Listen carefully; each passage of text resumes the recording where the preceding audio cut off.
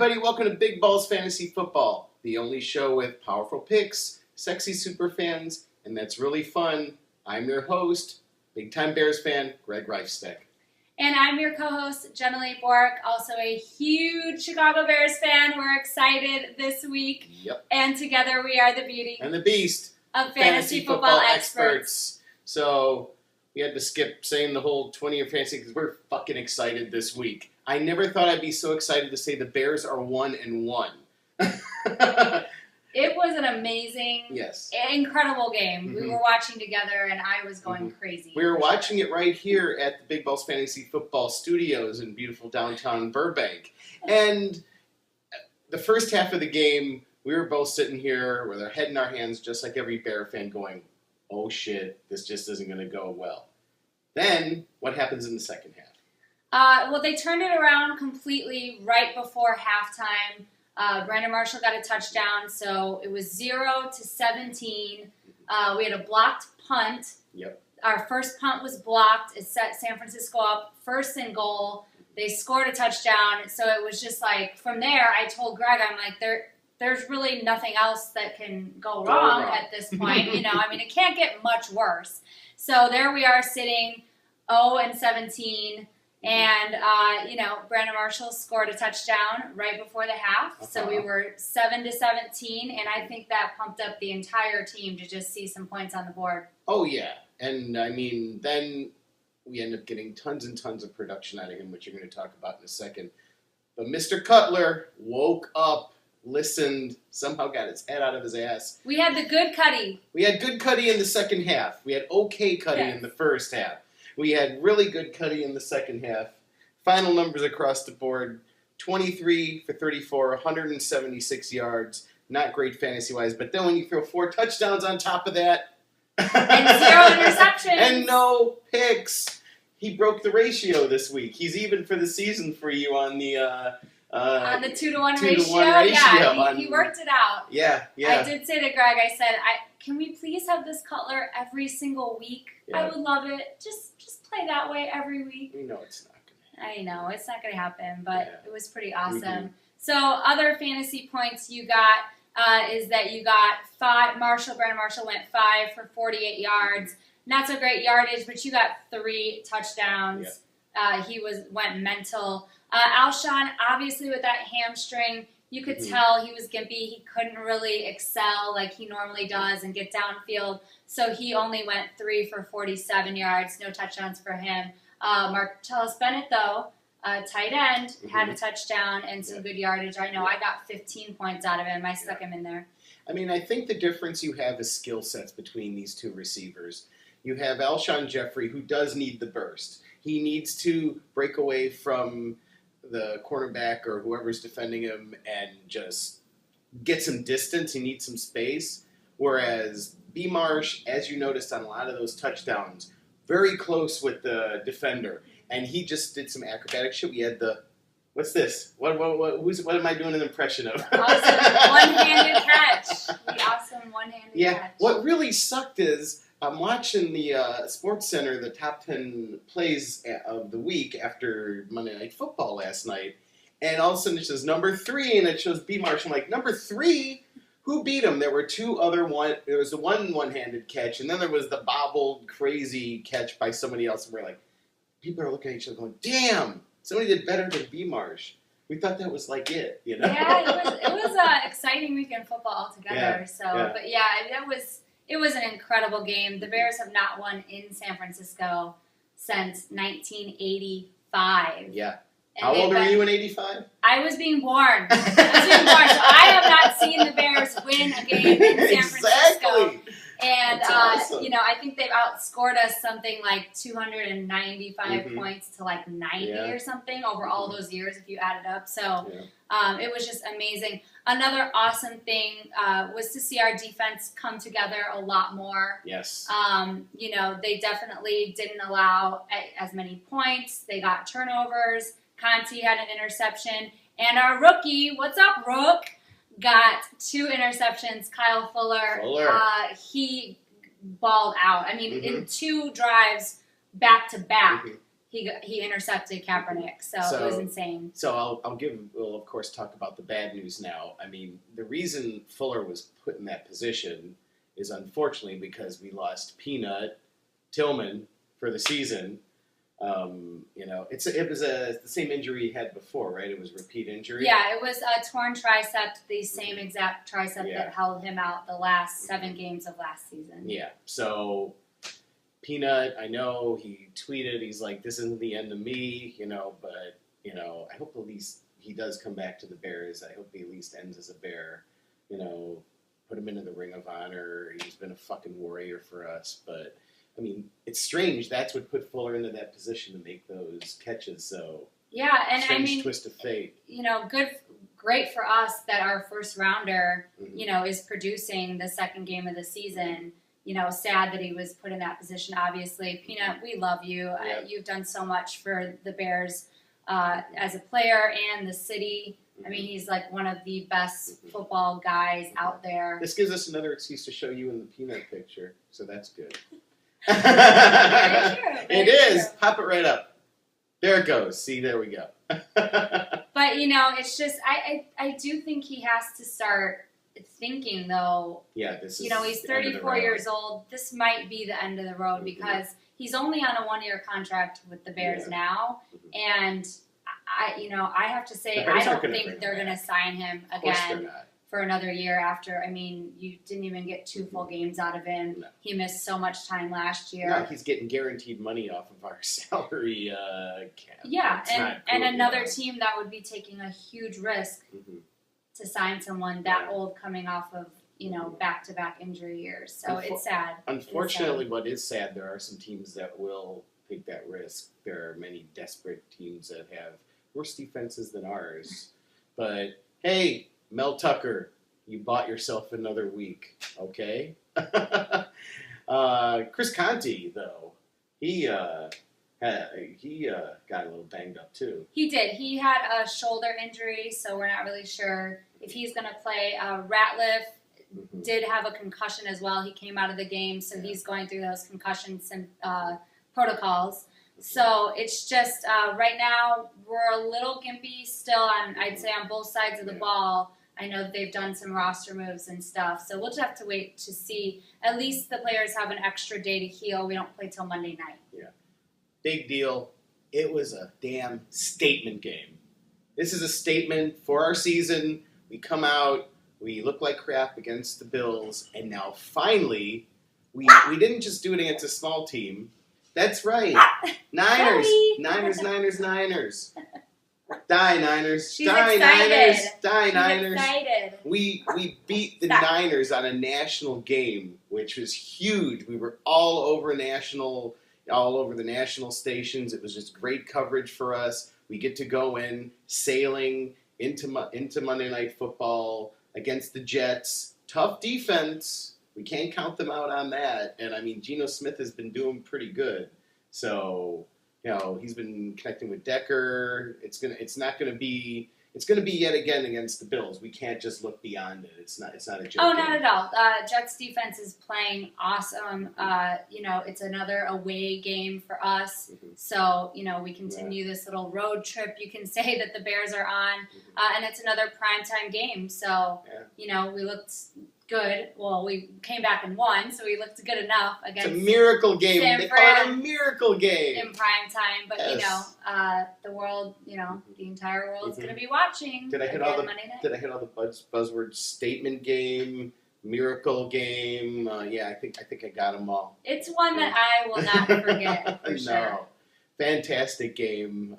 Sorry, Tinhorn, we didn't get to watch it there, but hey, we actually wanted to hear what was going on. So, anyway, a lot happened, as she said, in the NFL this week. The big thing was injuries. We are going to come back, and we are going to have injury insanity.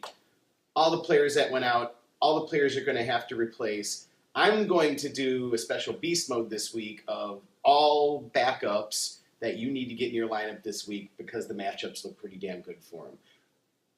Gonna be good. Yeah. Real men? Any preview on your real men? No preview on my real men.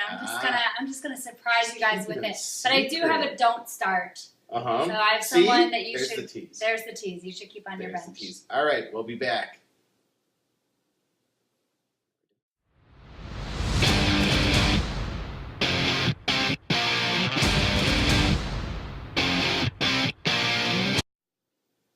Hey everyone, welcome back to Big Balls Fantasy Football. Forgot to say at the beginning of the show, you gotta watch us at bigballsfantasyfootball.com. Gotta go to our Facebook page at facebook.com/bigballsfantasyfootball. You can also tweet us at bigballsfball.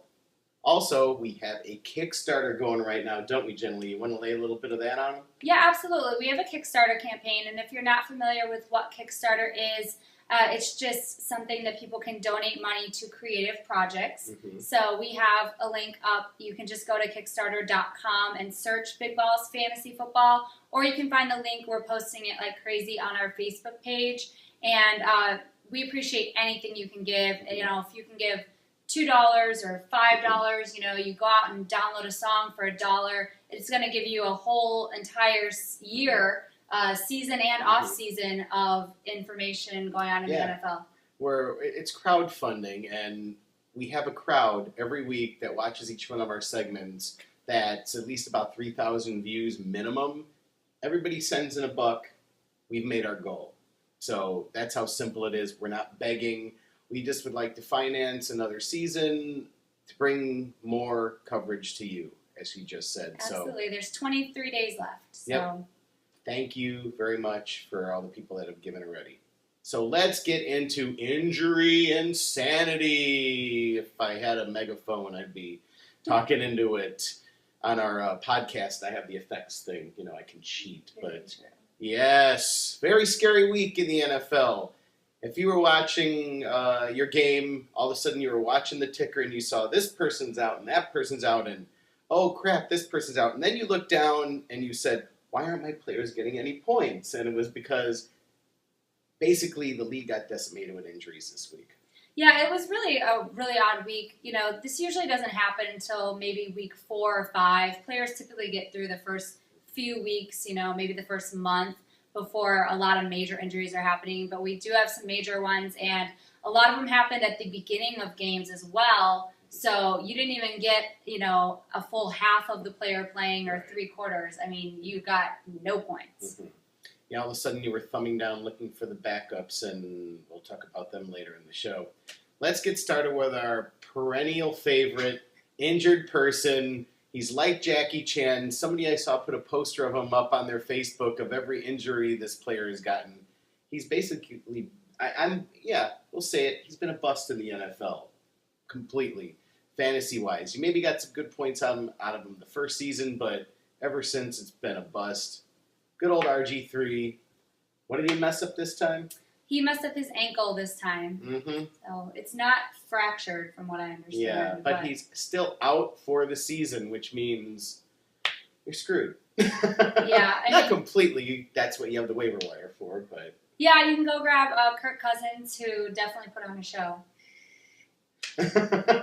My segment. Oh. It's okay. I forgot. We're giving a preview. So yeah, you go get their backup. So why don't you give us the next one? Okay, so the next one I had him on my team, and I still won, but it screwed me over, was A.J. Green of the Bengals. He has turf toe. He is looking at a week 5 probably return. He does want to play in week 3, but I don't think the Bengals are going to let that happen because their bye week is week 4. So if they can just hold him out this week, he's got an extra week to recover, and he'll probably come back week 5. So. And I mean, I know neither of us have him in our segments, but I mean, Mohamed Sanu did pretty damn good backing up for him. So, I mean, he's an option to go pick him up and, gamble on him if you want to. Dalton had a good week last week. He got me some points because I wasn't going to trust Cam Newton in his first week back after injury. I don't think anybody was going to. So yeah, and they're low on receivers there. Marvin Jones is not back yet as well. I think he's looking maybe at a week 5, week 6 return. So Sanu is one of the only people they have. He's it. Go pick him up. Next one is another perennial favorite of mine. Sorry, Smash. We were texting back and forth during the game, and as soon as he went out, Smash, our sexy super fan, Charger sexy super fan, you all know her. She let out a big "fuck my life" on the text. Ryan Matthews, everybody. We always say there's like an over/under on which game he's going to be crippled, and damn it, I didn't even get to like set up the timer. I didn't even get to turn the timer to like turn it on. Nope. He's out, sprained MCL, 4 to 5 weeks. So basically, what is it, Ronnie Brown, I think, over there? Or I wouldn't take whoever's backup is, to be totally honest. Yeah, I mean, they'll probably use Danny Woodhead more, so maybe that'll help you in a PPR league. Actually, yeah, and I've seen Danny Woodhead. A lot of people dumped him off because he hasn't been producing as much as they thought in the flex the last few weeks, so it's a good option. Might be out there. Mm-hmm. So moving on, we have Deshaun Jackson. He sprained his AC joint. So there is no timetable for him yet. He's sore, and we're not sure. So And I think he's pretty much week to week. I think that's exactly what his owners are, sore as well. That's what I think. Next one we have is Mark Ingram and the Saints. Turns out he got a broken hand. He's out for a month. So I will get into what you should do in that situation in beast mode. And then we also have Nosha Moreno, dislocated his elbow. He will be out for 1 month. So obviously that brings Lamar Miller's value up quite a bit. Damn it. Finally, the big one. Save the Big Rock Candy Mountain one for last. Jamal Charles. Have him on my team. Actually, I have him on 2 of my teams. Me too. On and, one. And all of a sudden, you were like watching games. All of a sudden, you're like, why am I getting no points? Is it broken? You're hitting your phone, your iPad, and all of a sudden, nope. He has a high ankle sprain. They didn't really know exactly what it was at the time, but on the cart, bye-bye, and out 3 to 4 weeks minimum, and I will also get into his backup in my Beast Mode segment. So now we actually had a fan question on our Facebook page. So we love answering these. Keep sending your questions in for here and the podcast, obviously. Adrian Gomezi is who asked us this question. Cool. And it was basically a sit or start for 2 different players. So we're going to start with Roddy White. Sit or start? I'm giving a very, very iffy start because he's kind of, he was out and then he came and he played a week, but he has a hamstring injury. They think he's going to be okay this week. The reports are they're not worried about it, but we all know hamstring injuries. So, put him in, but with caution.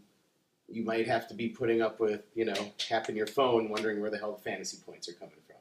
Yeah, that is definitely a nagging injury. We obviously saw that from Alshon. But I would say to start him. This is why. It is a division game, and typically division games are not my favorite for fantasy points. But Tampa Bay has given up points to a lot less talented receivers that they've played against so far, like Brian Quick. So if they can give up some good fantasy numbers to a receiver like that, Roddy White is a veteran. We know what he's capable of. Yep. They are middle of the ground. They've given up the 18th most fantasy points to wide receivers, so they're kind of in that middle land. They're definitely not covering wide receivers like some other teams are. And Atlanta is playing at home. Atlanta always plays better at home. They really need this bounce-back game after having a very tough road loss in Cincinnati. Yeah. So I look for Matt Ryan and the crew to bounce back. So I'd have to say start him. Yep. Who's the other one? The next one is Kendall Wright. Start or sit Kendall Wright from the Titans. I say you go with him, and the reason being is even though last week Jake Locker had a really tough time finding him, Jake Locker's going to get warmed up, and he's going to start throwing the ball, and he's one of his favorite targets, and I think he's going to find him, and I think after an off week, I think he's going to bounce back as well. Yeah, I'm going to say if you're crippled with injuries to wide receivers, or if you're in a very deep league, I'm going to say start him. Obviously, if you have some key receivers out there, that are better than him, then you're going to keep him on the bench.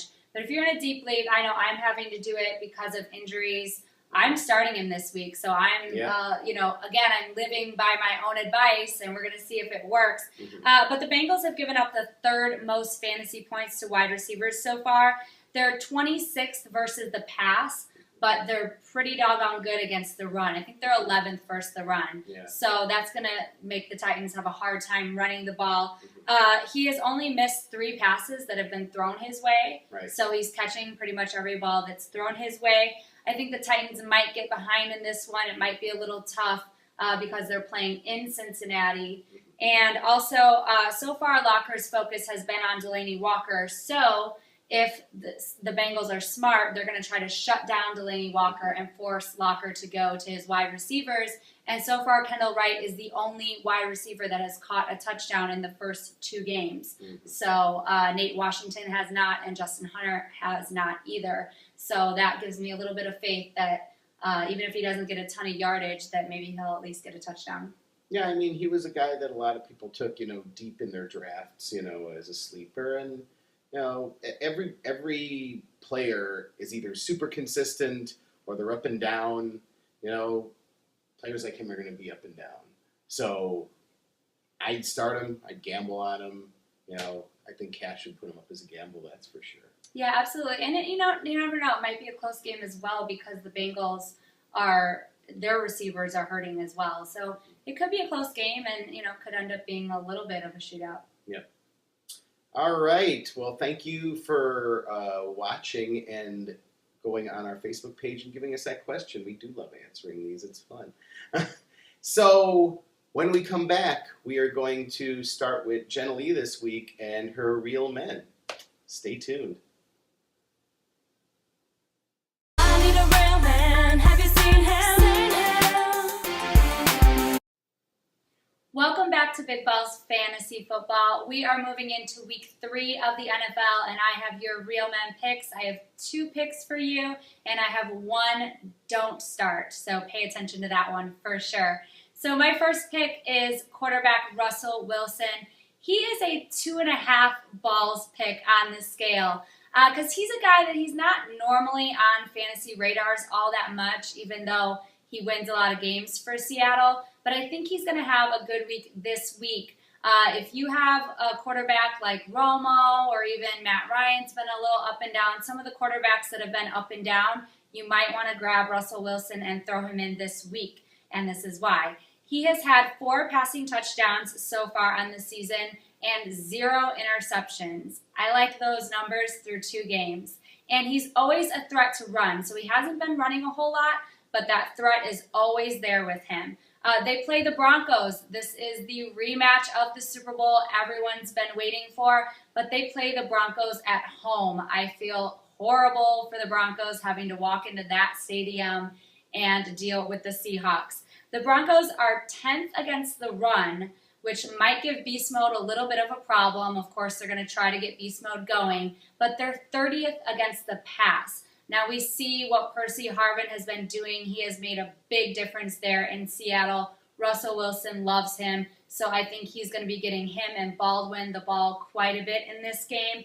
And the Broncos have given up the 5th most fantasy points to quarterbacks so far. Alex Smith at least looked decent against them last week. He didn't put up huge numbers, but Russell Wilson is a much better quarterback and much more capable than Alex Smith. So I think, again, them playing at home, they are a completely different team at home than they are on the road, and I think Russell Wilson is going to have an amazing game. This is a much hyped game as well. Moving on, my second pick is my very own Bear, wide receiver Brandon Marshall. I love Brandon Marshall. I've been lucky enough to have him on my team. He was on my team last year. He's on one of my teams this year. He's a 1 on the ball scale because you're never going to sit this guy if he's in the game. Even if he plays gimpy, you're still not going to sit him. If he's on the field, you're going to play this guy. He is coming off a 3-touchdown week. Yes, that's not 1, not 2, 3 touchdowns in 1 week. And he has had a touchdown in both games so far. So That's where a lot of your fantasy points comes from, and Jay Cutler always looks for him when they're in the red zone.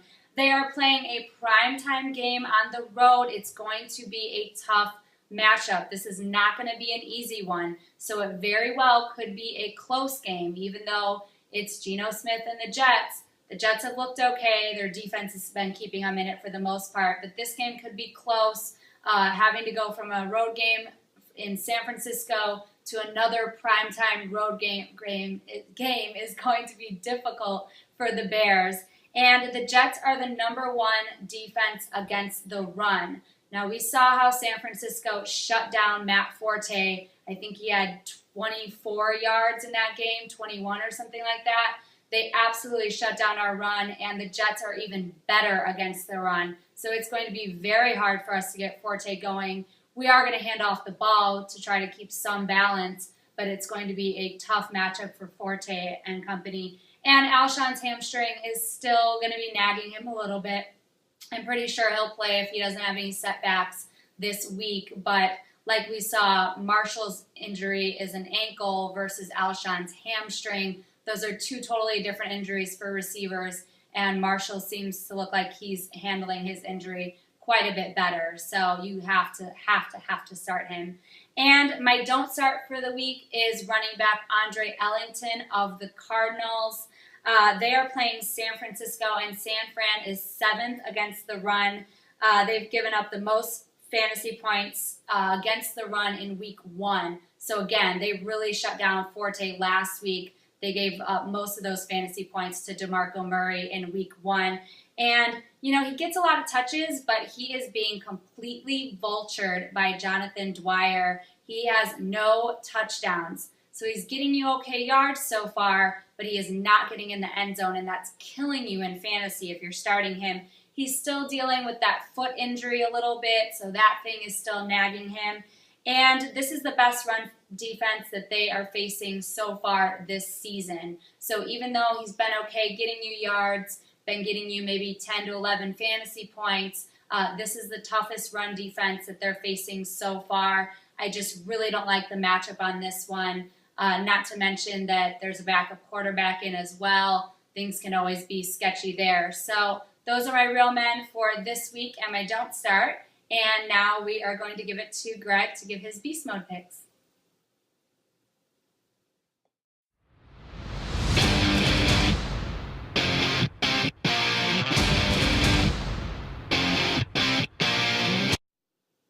Hey everybody, welcome to Big Balls Fantasy Football's Beast Mode segment. It's Greg the Beast with your 3 beasts this week, doing a special Injury Insanity edition this week where I'm going to give you 3 balls picks. That means you are putting in a player that's from the backup position to take place of somebody that's going to be injured, sometimes for the whole season, sometimes for a few weeks. You go get them off the waiver wire, and you got to gamble 3 balls style, all right? First one we got is, of course, RG3's backup Kirk Cousins, which a lot of people in Washington wish RG3 would have gotten injured a lot earlier. Well, it only happened in game 2, but a lot of people wish RG3 wasn't in there at all. He's kind of really been a bust. Kirk Cousins is a reliable passer. He has a very poised pocket presence as opposed to, say that 3 times poised pocket presence. Yeah, but Kirk Cousins, he has the skills. He has a good arm. He's accurate. He isn't like RG3 running all over the place trying to make things happen. He follows the playbook. He gets it done. Basically fits in a lot better with Jay Gruden's let's sit, wait in the pocket, let something develop and pass as opposed to pull down the ball and run, which is what RG3 likes to do. 250 yards passing, 2 touchdowns, 109 passer rating so far this season. I'll take that. He's going to do really well this week, I think, up against Philly. I overestimated Philly's defense this week and thought that Andrew Luck, I told you not to start him last week, and I was wrong on that, everybody, because Andrew Luck put up some damn points against Philly's D, and I think Kirk Cousins is going to do the damn same thing. So I think it's going to be a good matchup. Get Kirk Cousins off the waiver wire, unless, of course, you have a better quarterback, but some of you, are drawing a little dead in that area. Pick him up. My next pick is Kyrie Robinson, the backup for Mark Ingram on the Saints. As we said in the beginning in our injury segment, Ingram is out, broken hand, 4 to 5 weeks. Kyrie went crazy in the playoffs last year, if you remember, on the way to them trying to make it to the Super Bowl, the Saints.